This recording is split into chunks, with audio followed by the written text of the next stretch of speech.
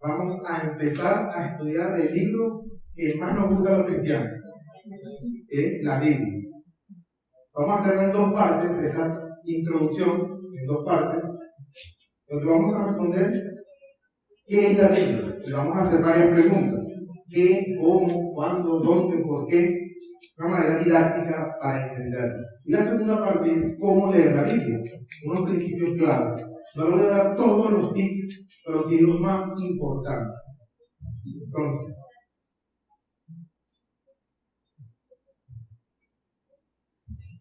¿qué es la Biblia?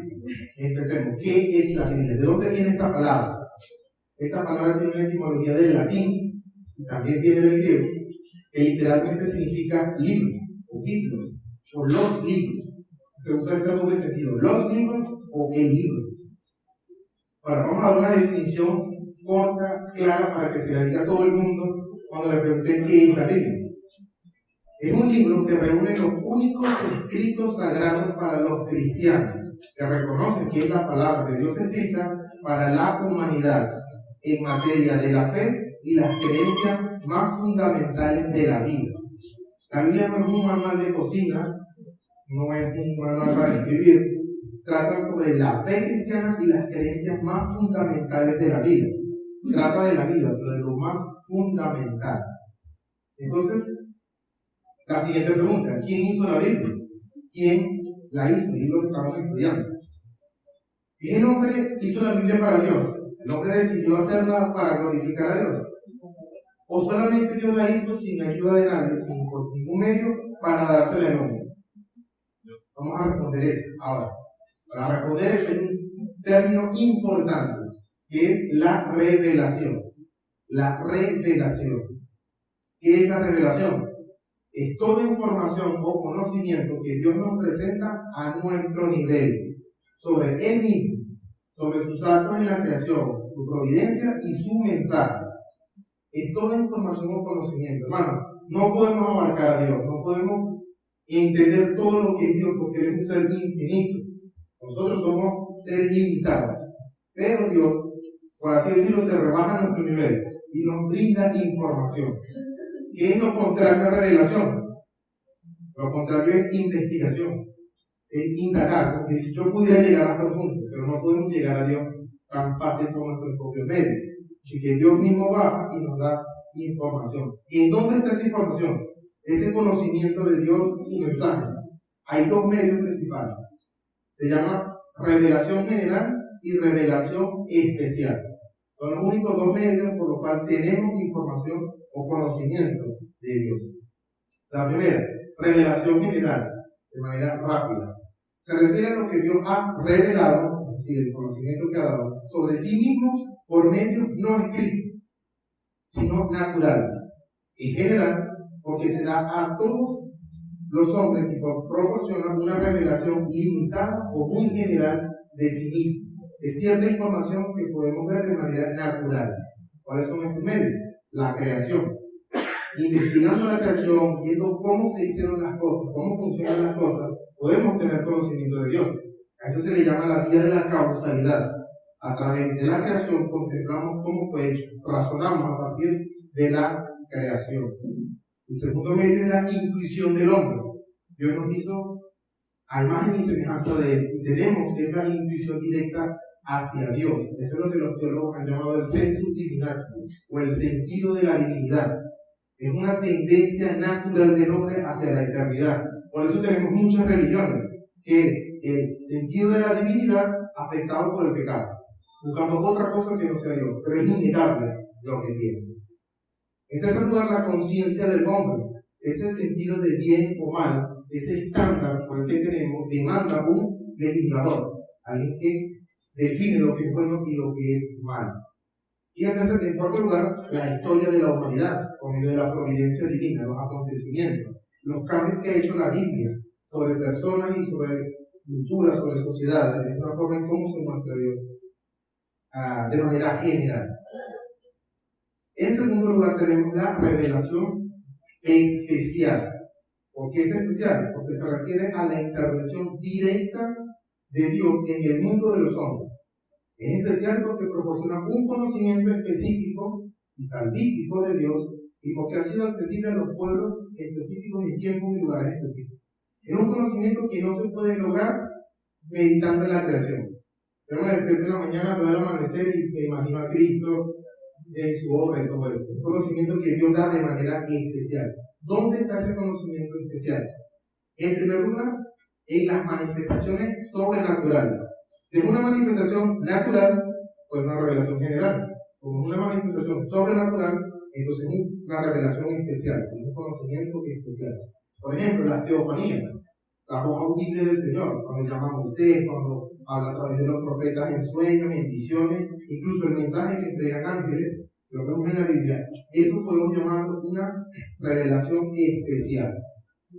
En segundo lugar, la encarnación del Hijo de Dios Jesucristo es la más alta revelación especial. Es Dios mismo hecho hombre. Su mensaje, su vida, su obra es la más alta revelación especial. Es revelación especial, un conocimiento específico que no se obtiene de manera natural. Y en tercer lugar, la inspiración de escrito. Lo que Dios ha dejado, el registro que Dios nos ha dejado. Estamos estudiando la pregunta: ¿quién hizo la Biblia? Pero hay que entender un poco unos términos antes de iniciar. Entonces, esa última parte, la inspiración de escrito. ¿Qué es la inspiración? Ya que las teofanías y ese tipo de cosas ocurrieron en el Antiguo Testamento, ya no ocurren, y Cristo vino una sola vez, ascendió y estamos esperando su venida. ¿Qué nos queda? La inspiración de Cristo. La inspiración se refiere a la influencia sobrenatural del Espíritu Santo sobre ciertos hombres, que fueron los escritores de la Biblia. Es un acto divino sobre la mente humana para escribir. Es una influencia, un acto divino. ¿De dónde sacamos esta idea?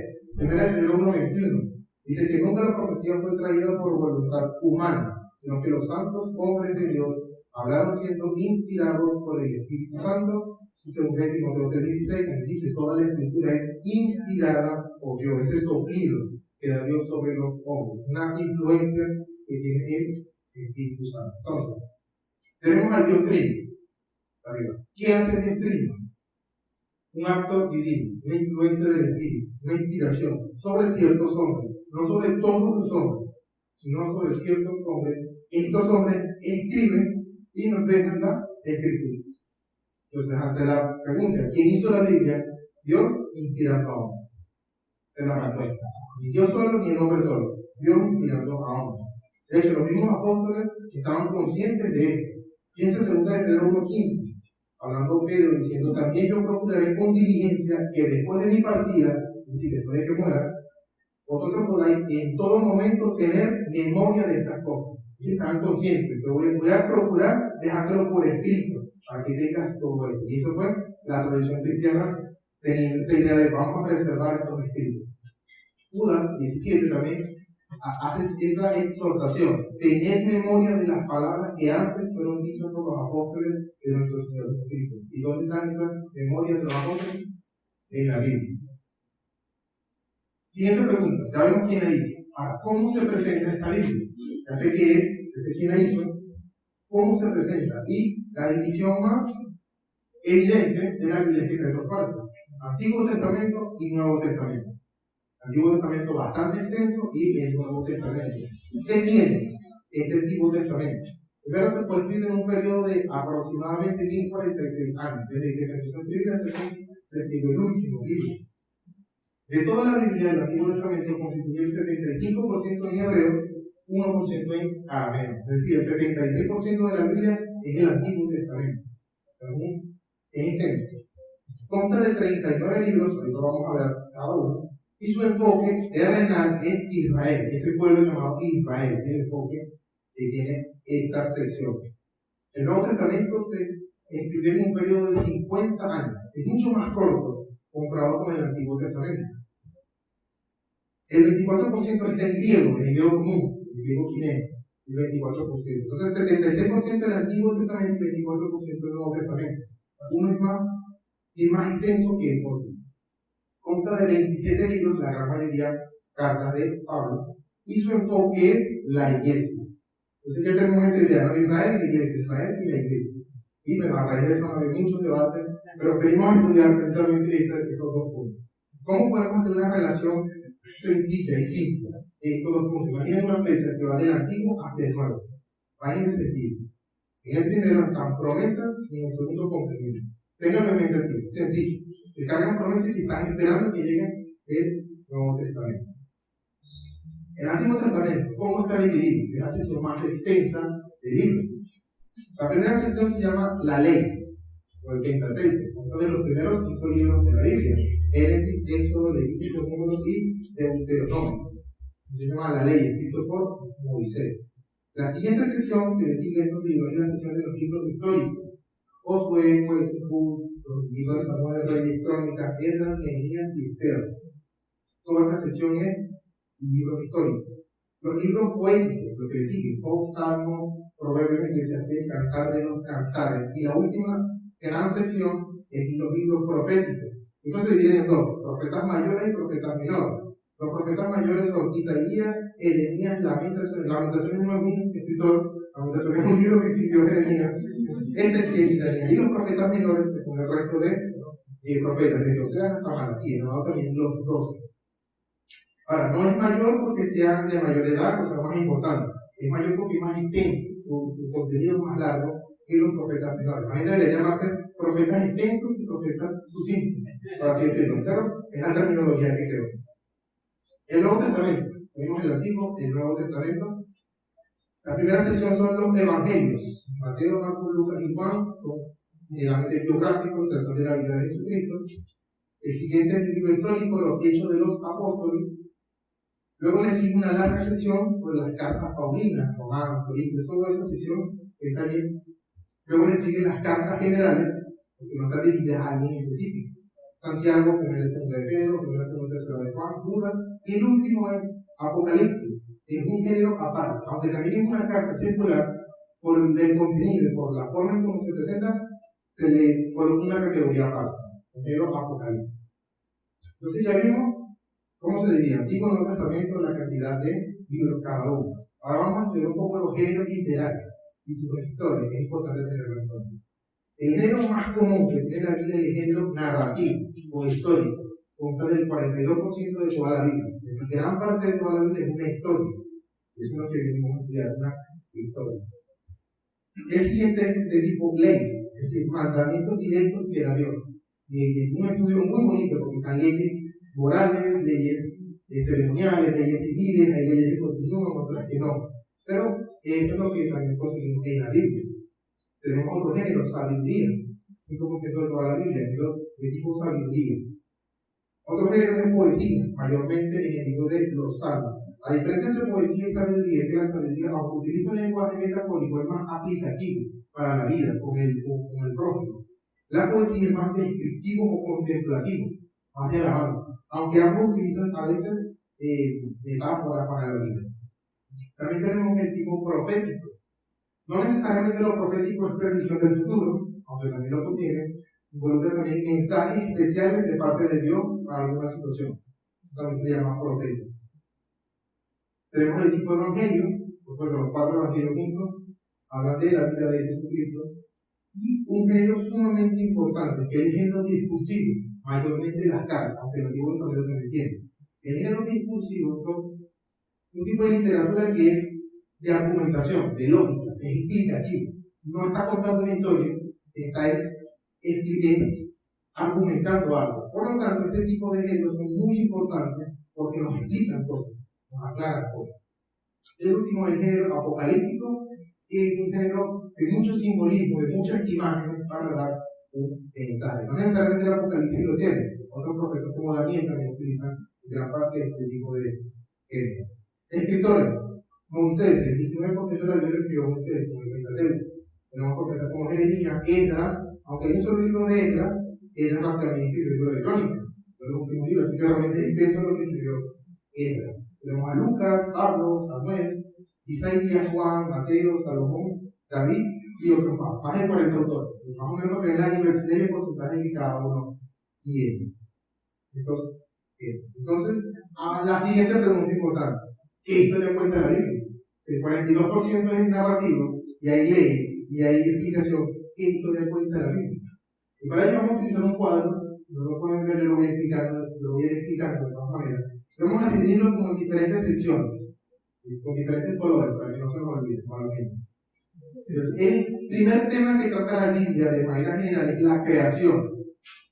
El tema de la creación, Adán y Eva, el huerto de Edén. Este tema es muy importante. Los primeros capítulos de la Biblia son sumamente importantes. El siguiente gran tema, muy cercano, es el tema de la caída. El pecado de Adán y Eva y la expulsión del huerto. Tenemos las siguientes generaciones, Caín y Abel, el diluvio, la historia de Noé, la torre de Babel y todas las generaciones que se esparcieron a partir de allí. Y cuando termina allí, Génesis 12, comienza ahora una nueva sección, la sección de los patriarcas, con la historia de Abraham, Isaac, Jacob, José, todas las demás tribus cuando van para Egipto, toda esa gran historia de los patriarcas.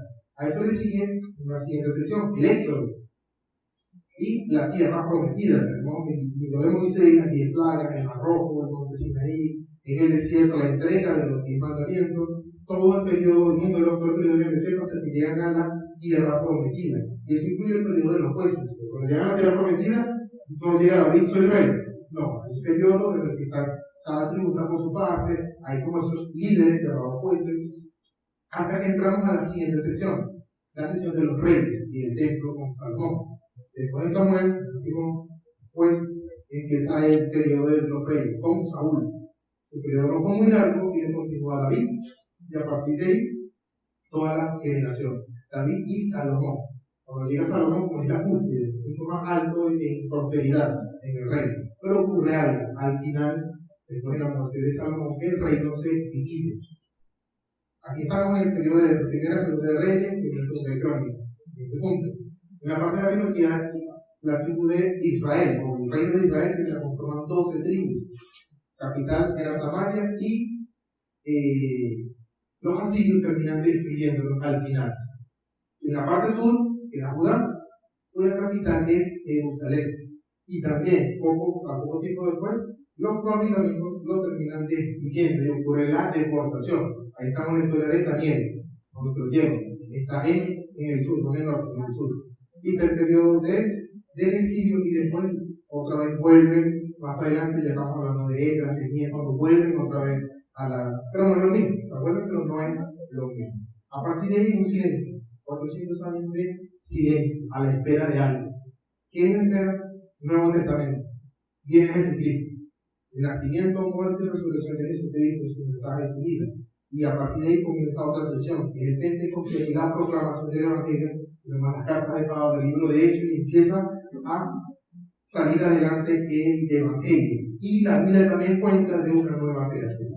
Bueno, de manera rápida les eché todo el cuento de la Biblia. De esto no está toda la Biblia, en general. Ahora, habíamos dicho promesas y cumplimientos. ¿En dónde se encuentra todo esto? En toda esta primera sección del Antiguo Testamento se carga de promesas. Hay cosas que parecen inconclusas. Entonces están esperando algo. Por eso está el Nuevo Testamento, donde está el cumplimiento. Desde que viene Cristo hasta la nueva creación. Cumplimiento, cumplimiento y cumplimiento. Lo quitamos ahí. Esa es la historia que cuenta. Entonces, ¿para qué se hizo la Biblia? Te cuento historia, ¿ok? ¿Para qué? La tengo. En primer lugar, para que sea un testimonio inalterable de la verdad. Ustedes se imaginan la cantidad de disputas de alguien hablando. No, pero es que tú no te sabes la historia de Job. Es importante. No, es que tú no te sabes los salmos. Yo sí me lo sé mejor. No, Dios nos dejó un registro escrito, inalterable, para que sea para nosotros. Para que sea la base firme de nuestra fe. ¿A dónde recurrimos si necesitamos responder a las preguntas más fundamentales de la vida? A la Biblia. Para instruirnos en conocimiento y conducta. Finalmente, la razón principal es para revelar a Jesucristo y su salvación. Es el propósito más alto que tiene la Biblia. Entonces ya respondimos la primera parte, ¿qué es la Biblia? ¿Qué, cómo, cuándo, dónde y por qué? Ya sabemos todo de la Biblia.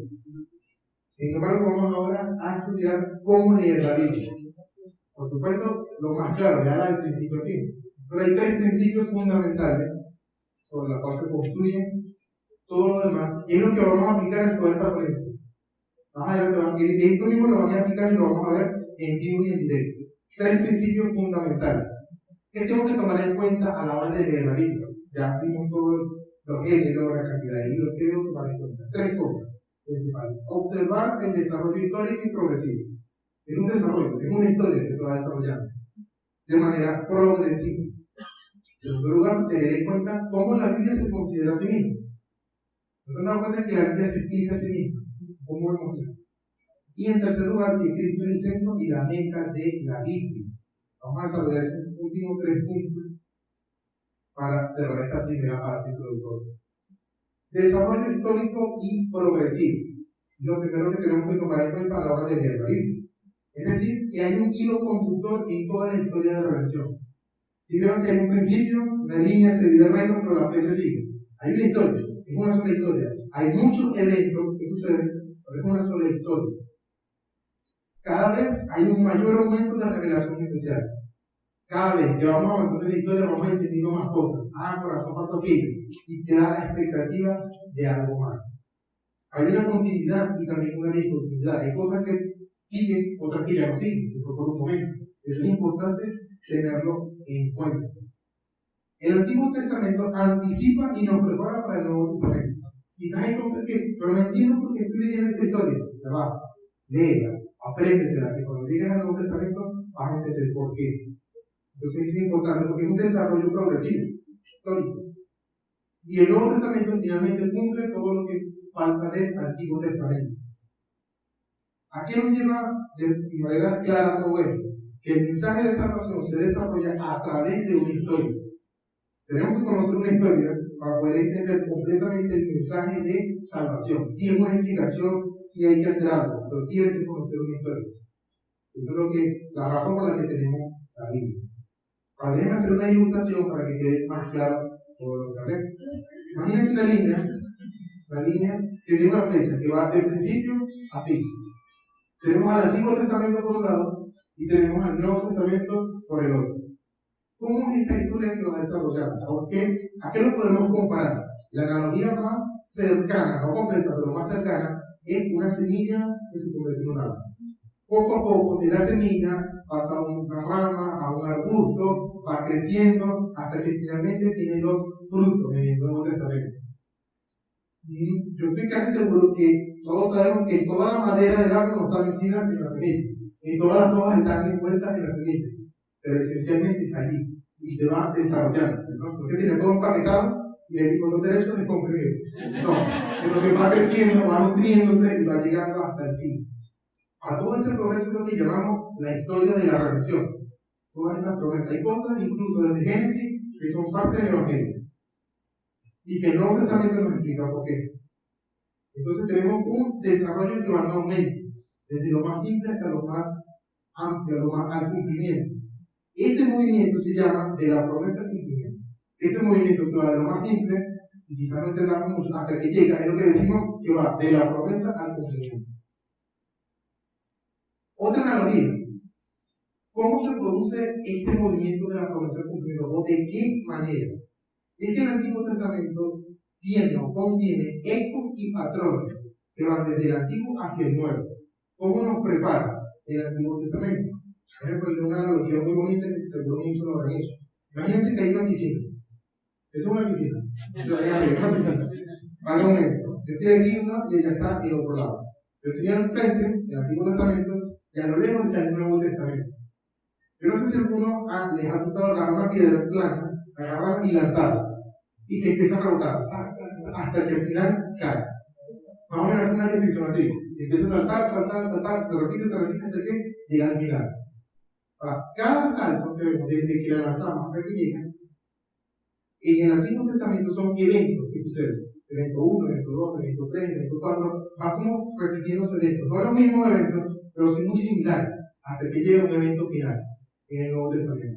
Ese movimiento de salto va creando ecos o patrones que se repiten.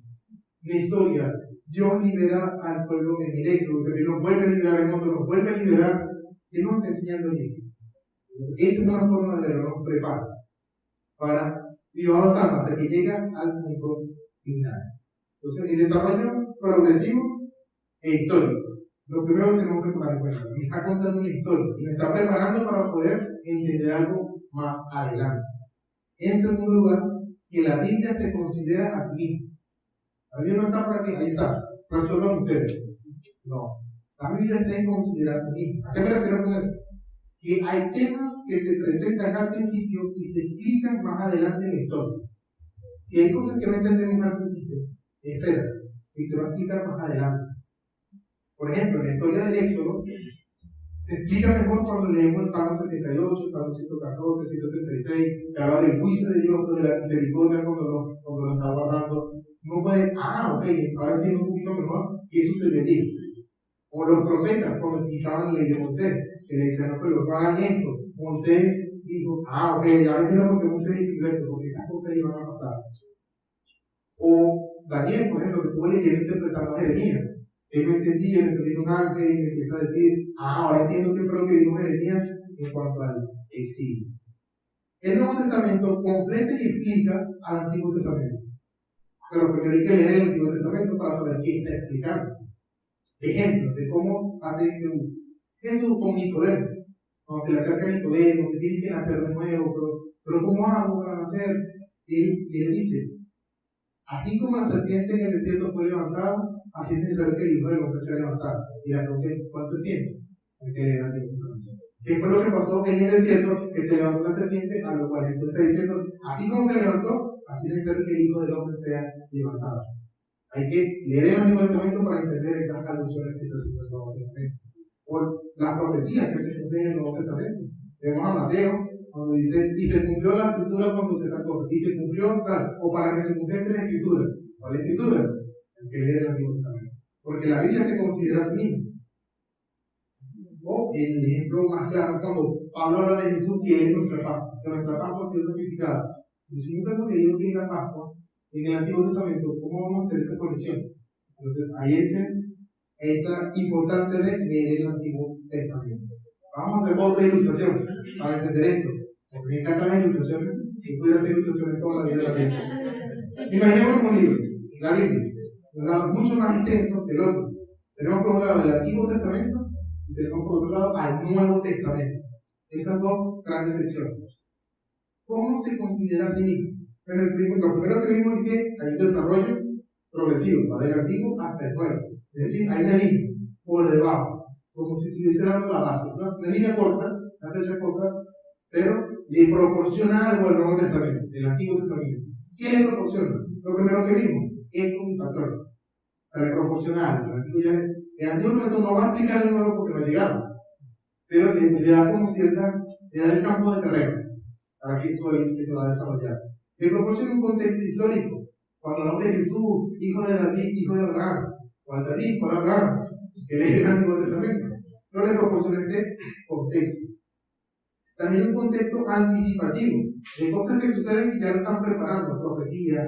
Cuando Juan ve a Cristo, ¿qué es lo que le dicen? Es aquel Cordero de Dios. No lo explico más. ¿Cuál Cordero? ¿De qué está hablando? Se va a sacrificar del Antiguo Testamento. Le proporciona ese contexto. Y un punto importante que le proporciona figuras anticipadas.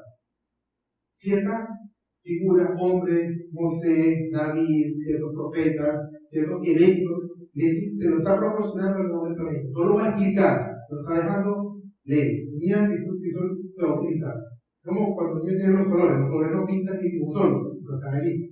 Es lo que hace el Nuevo Testamento. Ahora, ¿qué hace el Nuevo Testamento ahora con el Antiguo? Es una flecha mucho más grande desde arriba. Ahora, el Nuevo Testamento mira hacia atrás. ¿Y por qué hace eso? Primero porque tiene una revelación más completa. Ya llegó Cristo. Todo lo que estamos esperando, esa expectativa, ya llegó. Y ahora mira hacia atrás. Hay un cumplimiento mayor, completo. Esto sí, esta es la meta que por fin va a llegar. Y hay una prioridad de interpretación. Vamos al Nuevo Testamento para entender mejor el Antiguo Testamento. Porque ya está. Ahora, ¿cuál es el verdadero fundamento de por qué esa línea hacia atrás? Porque la obra de Cristo ya está cumplida. Ya llegó. Y cuando yo entiendo la obra de Cristo, voy al Antiguo Testamento, veo esos patrones, me sirve para entender mejor la obra de Cristo. Al entender la obra de Cristo, voy al Antiguo y es un círculo. Ese círculo del Nuevo Testamento explica el Antiguo, que el Antiguo me brinda un contexto para el Nuevo, es lo que decimos que la Biblia se interpreta a sí misma. Ese círculo es lo que hace. O en lenguaje académico, exégesis intertextual. Que los mismos textos se explican a sí mismos. Es decir, es Dios interpretándose a sí mismo. Por lo tanto, no hay ningún problema. cosas, por ejemplo, la historia de Abraham con el primer hijo, Ismael, con la esclava. Y el primer dijo, no, que ese no es, fue con Sara y con Isaac. Uno puede decir, pero ¿para qué esta historia? ¿Pero por qué? Claro, uno puede sacar una enseñanza, no hagas eso porque Dios no le gusta, está bien. Pero ¿por qué? Ustedes en Gálatas 3, Gálatas 4, Pablo agarra este ejemplo y dice, ustedes son como Ismael. Ustedes necesitan nacer de nuevo como Isaac. Ah, ok, pero tendría que haber leído primero la historia. Le brinda el contexto y el Nuevo Testamento llega y lo explica. Así que lo vas a entender mejor. No le da otro significado, lo aclara, le da el verdadero significado. Todo ese movimiento, en un sentido pleno, en un sentido amplio, a gran escala, macroscópico, es lo que se denomina analogía de la fe. Analogía de la fe, que es una analogía, comparar una cosa con la otra, una analogía. ¿A qué se refiere la fe? Al sentido completo, al mensaje completo que da toda la Biblia, a partir de lugares claros, o de eventos claros como el evento final del Nuevo Testamento. Hacemos todo eso. Si toda la Biblia me dice que Dios es soberano, cualquier pasaje de la Biblia me tiene que estar apuntando a lo mismo.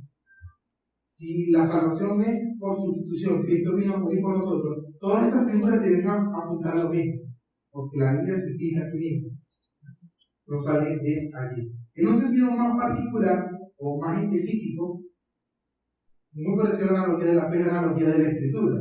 Agarro un versículo, quizás no lo entiendo mucho, y busco otro parecido, pero más claro, con el que puedan utilizarlo. Por ejemplo, más claro, si estamos leyendo el libro de Reyes, utilizamos el libro de Crónicas, que tiene el mismo punto. Y ya se escribió mucho después. Entonces podemos entender cuál fue bueno, cuál fue malo, porque el libro de Crónicas me lo explica mejor. O los evangelios. Si estoy leyendo Mateo y quiero profundizar un poco más, voy al libro de Lucas, el libro de Marcos, que me aclara desde otro énfasis. Y así con muchas otras cosas. En ese sentido, la Biblia se considera a sí misma. Antes de tocar algún tema, antes de intentar interpretar algún pasaje, primero hay que buscar si el Nuevo Testamento ya no lo está aclarando. Antes de estar descubriendo el agua tibia o inventando la rueda. Cuando el Nuevo Testamento ya lo dice, lo aclara mejor. En tercer lugar, tenemos que el centro de la Biblia es Jesucristo. Producto de este estudio, de la analogía de la fe, de cómo la Biblia se interpreta a sí misma, llegamos a un punto que siempre se repite, el centro de todo, hacia donde hace este giro, hacia el mismo centro, que es Jesucristo. ¿De dónde sacamos esta idea?